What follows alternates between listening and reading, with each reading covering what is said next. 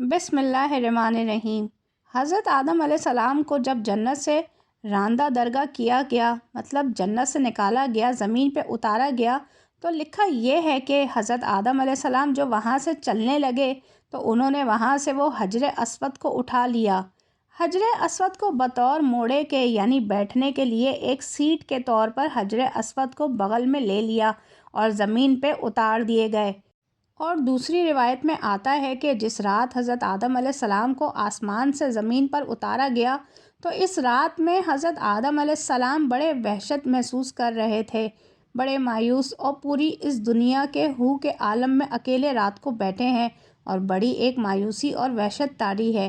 اسی رات میں اللہ تبارک و تعالیٰ نے جنت کے دو جواہر یعنی ایک حجر اسود اور دوسرا مقام ابراہیم، یہ دو پتھر اللہ تبارک و تعالیٰ نے اس رات میں حضرت آدم علیہ السلام کے ساتھ اتار دیے۔ جب صبح کی روشنی پھیلنے لگی تو حضرت آدم علیہ السلام نے اپنے پاس یہ دونوں پتھر پڑے دیکھے، پہچان گئے کہ یہ تو جنت کے میرے ساتھی ہیں، کہ جنت کے جواہرات میں سے آپ نے دونوں کو لے کے سینے سے لگا کے ان کو بغل گیر ہو گئے۔ اس سے تسکین حاصل کرنے لگے کہ یہ وہ جنت کا ایک سامان میرے ساتھ آ گیا ہے۔ اس طریقے سے اللہ نے ان دونوں پتھروں کو زمین پر اتارا۔ اور عجیب بات ہے، ایک حدیث میں آتا ہے کہ آدم علیہ السلام جو حجر اسود لے کر آئے تھے، اصل میں حجر اسود ایک فرشتہ تھا۔ جب آدم علیہ السلام کو جنت میں اللہ تبارک و تعالیٰ نے آباد کیا، ایک فرشتے کی نگرانی لگا دی تھی کہ آدم علیہ السلام کی نگرانی کرے کہ وہ ان تمام کی تمام جنتی ان کے لیے مباح ہے۔ لیکن یہ جو ایک درخت جس کا پھل کھانے سے ان کو منع کیا گیا ہے تو تم اس کی نگرانی کرتے رہو، کہیں آدم علیہ السلام اس درخت کا پھل نہ کھائیں۔ چنانچہ یہ فرشتہ جو ہے وہ آدم علیہ السلام کی نگرانی کرتا رہا تو آدم علیہ السلام بھی محتاط رہے اور جنت کے اندر وقت گزرتا رہا۔ جب اللہ تبارک و تعالیٰ کو تکوینی طور پر منظور تھا کہ آدم علیہ السلام پھل کھائیں اور پھر آگے سارا پڑوسی جو ہوا، تو یہ تکوینی نظام ہے، اللہ کے ہاں یہ ہونا تھا، یہ مقدر تھا۔ تو اللہ تبارک و تعالیٰ نے آدم علیہ السلام سے اس فرشتے کو اوجھل کر دیا، یعنی آدم علیہ السلام کو فرشتہ دائیں بائیں کہیں نظر نہیں آیا۔ تو جب یہ آدم علیہ السلام کو پھل کھانے کا موقع آیا تو انہوں نے آگے بڑھ کر اس پھل کو کھا لیا۔ جیسے ہی پھل کھایا تو اللہ تبارک و تعالیٰ کے ہاں ظاہر ہے کہ ایک خاص قسم کا غضب نازل ہوا۔ اگر یہ تمہیں منع کیا گیا تو کیوں کھایا؟ تو اسی ہیبت اور دبدبے کے عالم میں اللہ تبارک و تعالیٰ نے اس فرشتے کی طرف دیکھا۔ جب اس ہیبت کے عالم میں اس فرشتے کو دیکھا تو فرشتہ خوف سے پتھر بن گیا اور وہ حجر اسود کی شکل کے اندر قائم ہو گیا، اور جس کو آدم علیہ السلام زمین پہ لے آئے۔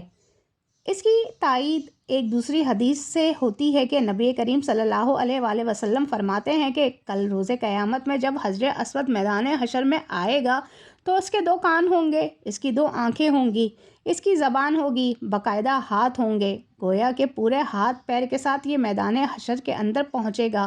اور ساتھ ہی نبی صلی اللہ علیہ وآلہ وسلم نے فرمایا کیونکہ حجر اسود اصل میں ایک فرشتہ تھا، وہاں اللہ تبارک و تعالیٰ دوبارہ اس کو انہی اوضاع کے ساتھ ظاہر کر دیں گے، اور وہاں پہنچ کر پھر دنیا کے اندر ان کو بوسہ کرنے والے جو لوگ ہیں ان کے حق میں گواہیاں دیں گے۔ تو معلوم ہوا کہ یہ حجر اسود ایک فرشتہ ہے کہ دنیا کے اندر جو لوگ ہیں جو اس کو بوسہ دیتے ہیں وہ تختی پر نوٹ ہو جاتا ہے کہ اس آدمی نے مجھے بوسہ دیا، اس کے گناہ معاف کر دیے گئے ہیں، تو کل روز قیامت میں وہ اس کی گواہی دے گا۔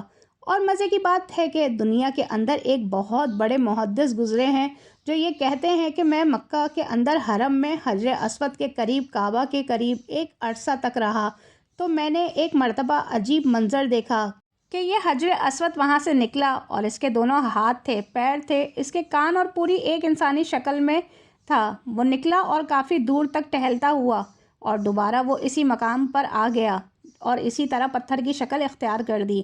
اس روایت سے تائید ہوتی ہے کہ جو اس بہت بڑے محدث نے یہ نظارہ دیکھا تو معلوم ہوا کہ حدیث میں آتا ہے کہ جب حجر اسود کو کوئی حج یا عمرہ کرنے والا بوسہ دیتا ہے تو حقیقت میں وہ اللہ سے مصافحہ کرتا ہے، اللہ سے سلام کرتا ہے، تو سلام کرنے کے نتیجے میں اللہ تبارک و تعالیٰ اس کے گناہوں کو معاف کر دیتے ہیں۔ جیسے خود دو ایمان والے جب آپس میں ایک دوسرے سے مصافحہ کرتے ہیں تو حدیث میں آتا ہے کہ ان دونوں کے الگ ہونے سے پہلے، ان کے مسافے الگ ہونے سے پہلے اللہ گناہ معاف کر دیتے ہیں۔ تو وہاں حجر اسود کو مصافحہ گویا کہ اللہ سے مصافحہ کرنا ہے۔ تو اللہ سے مصافحہ ہو اور گناہ معاف نہ ہو، یہ کیسے ہو سکتا ہے؟ اس سے اللہ تبارک و تعالیٰ گناہوں کو معاف کر دیتے ہیں۔ تو یہ حجر اسود یہ وہ فرشتہ ہے کہ جو ہر بوسہ دینے والے کی تفصیلات کو نوٹ کر لیتا ہے۔ تو اللہ سے دعا ہے کہ اللہ تبارک و تعالیٰ ہمیں حجر اسود کا سلام اور اس کا بوسہ لینے کی سعادت نصیب فرمائے۔